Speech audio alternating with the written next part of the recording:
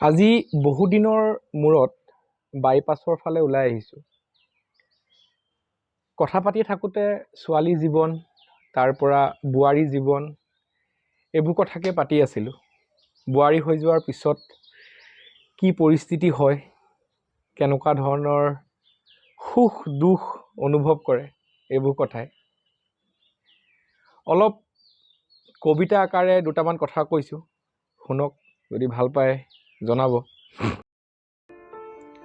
College তিনিআলিৰ চঞ্চল হাঁহি, আন্টি দোকানৰ আড্ডা, জীৱন আৰু চিন্তাবোৰ, শেষত লগ পাই থাকিম বুলি কৰা প্ৰতিশ্ৰুতিবোৰ।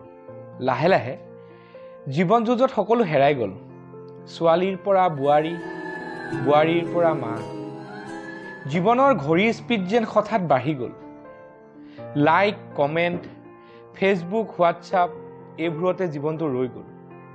কোনোবাজনীৰ ল'ৰাটো পৰীক্ষা আহিল, আন এজনীৰ আকৌ শাহুৱাই গা বেয়া হ'ল, নহ'লে পৰিয়ালত কাৰোবাৰ বিয়া, মুঠতে সময়বোৰ নিমিলা হ'ল।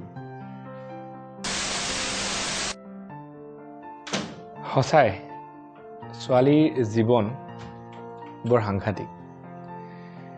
বাৰু ধন্যবাদ ভিডিঅ'টো শেষলৈকে চোৱাৰ বাবে।